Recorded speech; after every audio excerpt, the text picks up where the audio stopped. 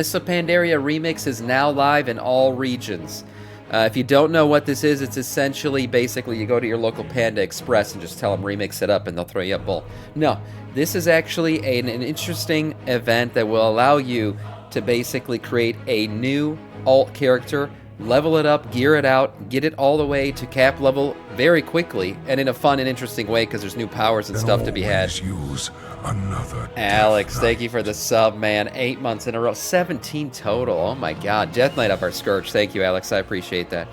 Yes, going forward, you will be able to unlock a bunch of transmog, mounts, and everything else, and then once the event is over, your character will transfer over to the Dragonflight/War Within servers, and you'll be able to play that character in the real retail game.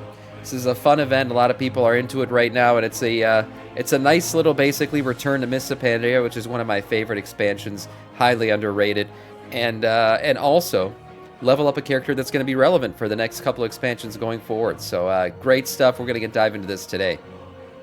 The Remix Pandaria event is now live. Yes, and classes, biz gems, and best leveling builds are here on the on Wowhead. So Wowhead has a big guide here for all of your best in slot gear and everything. I'm going to make sure to link this in the chat for you guys because the gear in Mists of Pandaria Remix is basically different from what you've typically seen.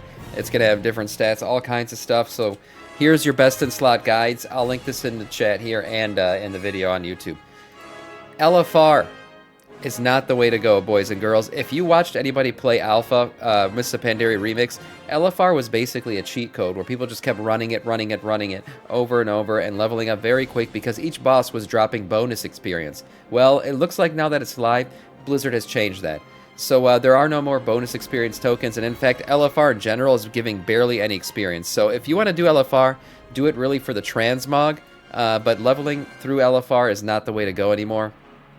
That little cheat code basically has seemingly been coded out of the game, so don't do it unless you're chasing some mounts or transmog or anything, which is important because that stuff will carry over into the real game.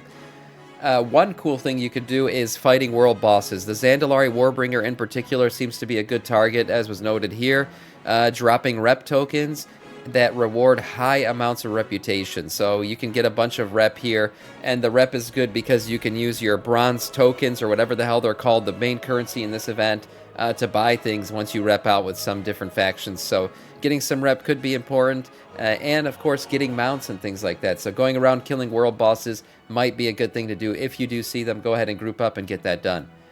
The Mists of Pandaria Remix has restrictions, okay? We've talked a lot about the cool things coming in it. There are a few things that you will not be able to do, and these are them. So the auction house, for one, there will not be an auction house in Mists of Pandaria Remix. Professions as well will not be a thing. If you do want to level up professions, you're going to have to wait until your character converts over to the real thing, which happens when this entire event is over. Area of play, you will not be able to leave Pandaria. If you try to leave or do somehow get out of Pandaria, you will be teleported back in. Heirlooms are also not a thing. You will not be able to use heirlooms, but that's okay because the leveling in this event is extremely fast. You are rapid leveling, essentially. You are basically heirloom leveling without having heirlooms equipped. Mailing is not a thing either. You cannot send mail to your time-running characters, even though they're going to be on the same server, essentially, whichever server you pick. You will not be able to mail stuff back and forth between your current retail characters and your Mists of Pandaria Remix characters. Time-running characters will transfer over, as I said, at the end of the Remix event. Now, we're going to talk about this date a little bit going forward because there's some interesting stuff that this end date for the Remix event is revealing, and this date has been said to us. So we're going to talk a little bit about it here in a second. Can time runners leave the Remix in Mists of Pandaria? The answer is no. The only way you can leave is when the event ends and your character becomes a Dragonflight/War Within character. And grouping.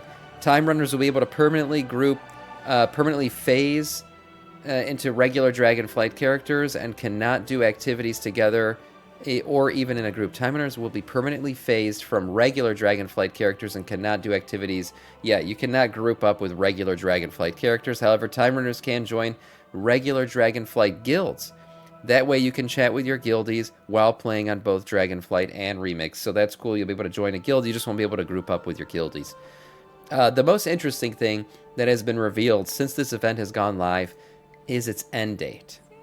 And this end date is extremely important because it could reveal the date for the War Within launch. So with Mists of Pandaria Remix now live, a notification has shown up on everyone's home screens here, as you can see, and it says 95 days remaining. So if you do the math and you calculated this out, this event essentially ends on August 19th. Okay, and that's when these characters will all transfer over to Dragonflight. Or will they transfer over to the War Within? If we look back at the map here, guys, we know that the War Within is launching mid to late summer, most likely late summer. We've said this a couple times, and we've been contemplating whether or not it's going to be August or September. Now, we know September 22nd is right here.